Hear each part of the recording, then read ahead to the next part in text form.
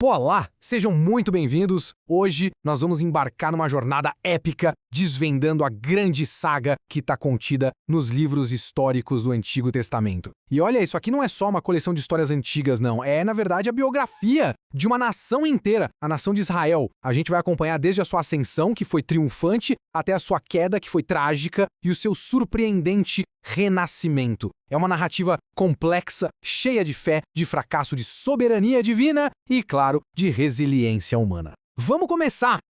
Para facilitar o nosso percurso, a gente dividiu essa jornada em 5 grandes atos. Primeiro, vamos falar da conquista e partilha da terra. Logo depois, a gente entra na era de anarquia e lealdade, o famoso período dos juízes. Na sequência, vamos ver a formação do Reino Unido, com figuras como Saul e Davi. O quarto ato vai cobrir o apogeu, a divisão e a queda, que acontece depois do reinado de Salomão. E para fechar, vamos entender a memória, o retorno e a sobrevivência da nação depois do terrível exílio. Então, antes da gente mergulhar de cabeça nos eventos, tem uma ideia que é fundamental entender. Para a antiga tradição hebraica, os livros de Josué até Reis não eram vistos só como história. Não, eles tinham um nome bem específico, profetas anteriores. E por que isso? Porque a ideia aqui não era só registrar o que aconteceu, tipo um livro de fatos. A coisa era bem mais profunda. A história era lida, era interpretada como a lente profética, sabe? O destino de Israel era visto sempre à luz da aliança que eles tinham com Deus. Então, cada vitória, cada derrota, nada era por acaso. Tudo era um reflexo direto da fidelidade ou da infidelidade do povo. A história, nesse sentido, é quase uma profecia acontecendo. Uma aula prática sobre as consequências das escolhas de toda uma nação. E o que alimenta essa visão profética da história? É um conceito que os estudiosos chamam de história deuteronomista. E essa é a chave para a gente entender tudo o que vem pela frente. A ideia central que vem lá do livro de Deuteronômio é ao mesmo tempo simples e muito poderosa. Obediência traz bênção, desobediência traz maldição. É causa e consequência. Se Israel fosse fiel à aliança, adorando só a um Deus e praticando a justiça, a nação ia prosperar. Mas, se o povo caísse na idolatria, o resultado seria inevitável, a derrota e o exílio. Essa é a lente, é o filtro através do qual toda a história de Israel será contada para a gente. Bom, a nossa história começa ali, nas margens do Rio Jordão. A geração de Moisés ficou para trás, no deserto. Agora é uma nova geração, liderada por Josué, que está prestes a entrar na tão sonhada Terra Prometida. É um momento de virada total. Eles precisam deixar de ser um povo nômade errante para se tornarem de fato uma nação estabelecida. E a missão de Josué, nossa, é gigantesca. Ele precisa conquistar a terra de Canaã e depois dividir essa terra entre as 12 tribos. E olhem só que interessante a base da missão de Josué. A ordem principal que ele recebe não é sobre tática militar, não é sobre estratégia de guerra, é sobre fidelidade à lei de Moisés. A força e a coragem dele não viriam da sua espada, mas sim da sua obediência. Esse versículo é a pura essência da história deuteronomista numa cápsula. O sucesso não é questão de sorte, é o resultado direto da fidelidade a Deus. Mas que terra era essa que eles estavam prestes a entrar? Canaã não era um império unificado de jeito nenhum.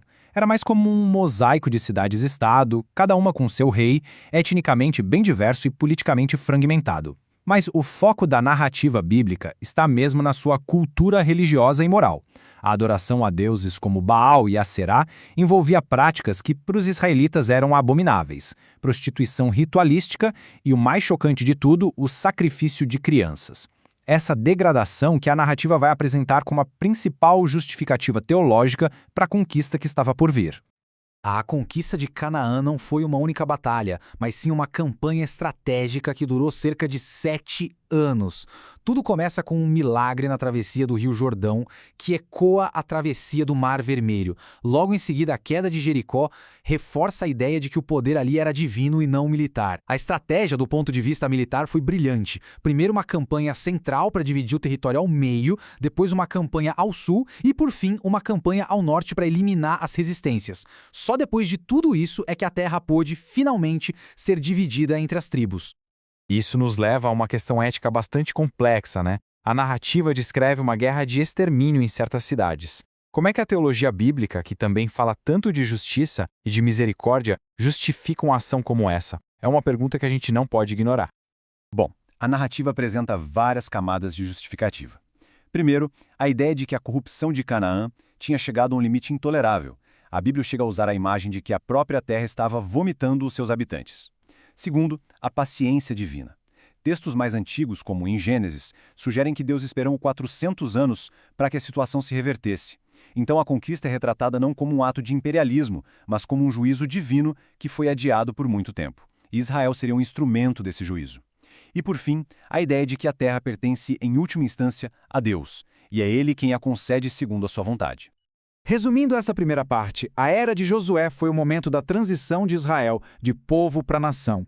Liderados por um homem cuja força dependia diretamente da sua obediência à lei, eles entraram numa terra que era fragmentada e corrupta. A conquista, então, é apresentada como um juízo divino e, ao mesmo tempo, como o cumprimento da antiga promessa feita a Abraão. Com a morte de Josué, Israel mergulha num período de uns 300 anos de puro caos, que é descrito no livro de Juízes. É uma era de anarquia política e de uma decadência espiritual impressionante. Mas, no meio de toda essa escuridão, uma pequena história de lealdade e esperança, o livro de Ruth, vai iluminar o caminho para o futuro. Essa frase, que é repetida no finalzinho de Juízes, resume perfeitamente a época. Cada um fazia o que parecia direito aos seus próprios olhos. Pensem nisso. Sem um rei, sem uma liderança central e, mais importante, sem a lei de Deus como um guia, a nação simplesmente se desintegrou.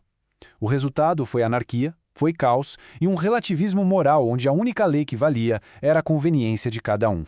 O livro de Juízes segue um ciclo bem deprimente, que se repete várias vezes, e é uma demonstração clara daquela lógica da história deuteronomista. Primeiro, vem o pecado. Israel se esquece de Deus e adota a idolatria.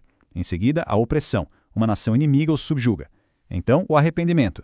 O povo, sofrendo, clama por socorro.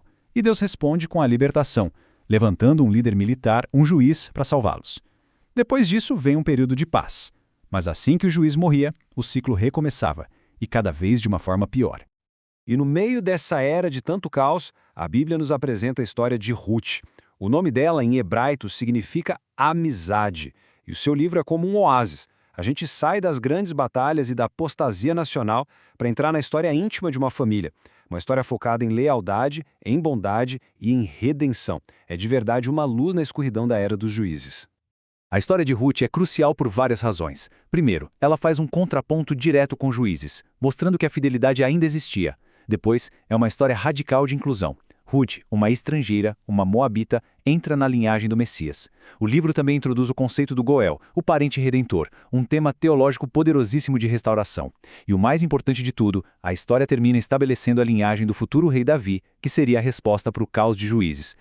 Resumindo então, a Era dos Juízes nos mostra uma nação em crise profunda, presa num ciclo vicioso de pecado e sofrimento. A conclusão que fica implícita é que Israel precisa de um rei. E o livro de Ruth, com sua história de lealdade, nos mostra exatamente de onde virá a linhagem desse rei, plantando a semente da solução que estava por vir. Aquele clamor por um rei que antes era implícito, agora se torna explícito nos livros de Samuel. Esta é a história da grande transição de Israel, de uma confederação de tribos para uma monarquia centralizada. É a saga de 3 figuras centrais: Samuel, o último dos juízes, Saul, o primeiro rei, e Davi, o rei ideal, o modelo a ser seguido. Essa tabela aqui mostra bem essa evolução do poder. A liderança sacerdotal de Eli, no final dos tempos dos juízes, falhou.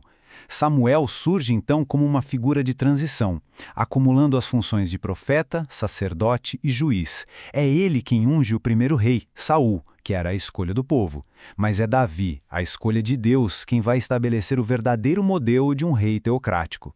O contraste entre Saul e Davi é simplesmente fundamental para entender essa parte da história. Saul é o rei que o povo queria. Alto, bonito, com porte de rei. Mas o reinado dele foi marcado pela desobediência e pela insegurança, e ele acabou rejeitado por Deus. Já Davi é o rei que Deus escolheu, um pastor humilde, o caçula da família, escolhido pelo coração, não pela aparência. Davi não era perfeito, longe disso, mas o seu arrependimento e a sua busca por Deus eram genuínos, e é por isso que ele estabeleceu uma dinastia que durou séculos. E o ponto culminante do reinado de Davi é essa promessa incrível que Deus faz a ele, que ficou conhecida como a Aliança Davídica. Davi, num gesto de devoção, quer construir um templo, uma casa para Deus. Mas, em resposta, Deus inverte a situação e promete construir uma casa para Davi. ou seja, uma dinastia. A promessa é de que um descendente de Davi sempre se sentaria no trono e que seu reino seria eterno. Essa aliança se torna um dos pilares da teologia de Israel, a base para toda a esperança messiânica futura. A partir desse momento, a espera por um filho de Davi ideal que cumpriria essa promessa para sempre vai permear toda a expectativa do povo. Resumindo, Samuel foi o guia na transição para a monarquia. Saul, o rei escolhido pelo povo, fracassou por causa da sua desobediência. Davi, o rei escolhido por Deus, unificou a nação e recebeu a promessa de uma dinastia eterna. A aliança davídica se torna, então, a espinha dorsal da esperança de Israel para o futuro. Depois de Davi, seu filho Salomão assume e leva Israel ao seu apogeu. É uma verdadeira era de ouro, de paz, de prosperidade. Mas, ironicamente, é no auge da glória que as sementes da destruição são plantadas. Sementes que vão levar à divisão do reino, ao declínio e, finalmente, à catástrofe do exílio. Os 40 anos do reinado de Salomão foram, sem dúvida, a era de ouro de Israel. A sua sabedoria se tornou lendária e suas alianças políticas trouxeram uma riqueza e um prestígio internacional nunca antes vistos. E o ápice de tudo isso foi a construção do templo em Jerusalém, o centro da vida nacional e o símbolo máximo da presença de Deus entre o povo. Mas é aqui que a tragédia se instala. O mesmo Salomão, o mais sábio dos reis, foi o arquiteto da própria ruína. Para selar alianças políticas, ele se casou com centenas de mulheres estrangeiras e, para agradá-las, construiu altares para os deuses delas em Jerusalém. Na lógica deuteronomista que a gente já viu, esse foi o pecado fatal. A idolatria, no coração do reino, selou o destino da nação. Nenhuma sabedoria ou riqueza poderia salvá-lo da consequência da desobediência à aliança. Depois da morte de Salomão, a nação se rasga em duas. O norte, com 10 tribos, forma o reino de Israel, com capital em Samaria, e adota um culto idólatra, com bezerros de ouro para competir com Jerusalém. O sul, com as tribos de Judá e Benjamim, permanece fiel à dinastia de Davi, formando o reino de Judá, com o templo em Jerusalém. O que se segue é a triste história de 2 reinos em declínio, apesar de alguns poucos momentos de reforma e de fidelidade no sul. Essa linha do tempo mostra a catástrofe acontecendo em 3 atos. Em 931 a.C., o reino se divide. Em 722, o Reino do Norte é completamente aniquilado pela Síria e suas tribos são dispersas, desaparecendo da história. O Reino do Sul sobrevive por mais um tempo, mas não por muito. Em 586 a.C., o Império da Babilônia destrói Jerusalém, derruba o Templo de Salomão e leva a elite do povo para o exílio. É o ponto mais baixo, o fundo do poço da história de Israel. Resumindo essa sessão, a gente viu uma ascensão meteórica e uma queda devastadora. A glória de Salomão foi corrompida pela sua infidelidade, o que levou à divisão do reino. A partir daí, o declínio espiritual foi inevitável, culminando no julgamento divino através dos impérios da Assíria e da Babilônia. O exílio foi o preço amargo da quebra da aliança. O exílio poderia muito bem ter sido o fim da história de Israel. Muitas nações desapareceram assim, mas não foi o que aconteceu.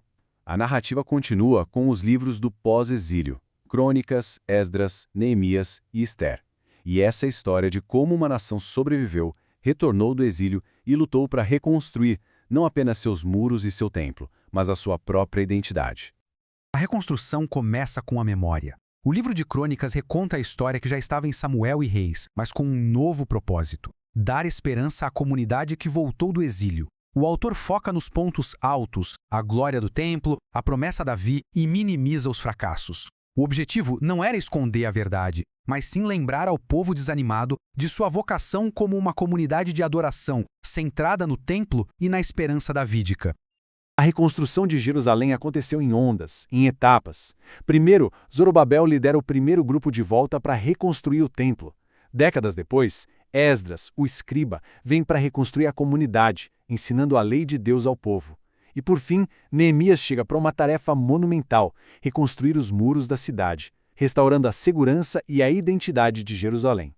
No meio dessas histórias de retorno e reconstrução surge o livro de Ester, que se passa na Pérsia com os judeus que não voltaram. E ele apresenta um enigma fascinante. O nome de Deus não aparece uma única vez no livro. Nenhuma vez. Então, como uma história onde Deus parece estar ausente pode ter uma mensagem teológica tão poderosa? A resposta está no que chamamos de providência oculta. Deus não é nomeado, mas a sua mão está em toda parte. A história é uma teia de coincidências perfeitas, se é que se pode chamar assim.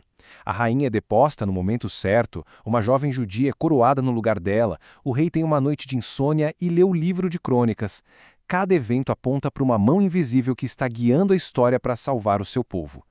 Esther nos ensina que, mesmo quando Deus parece silencioso ou distante, ele está sempre no controle. Resumindo então esta última fase.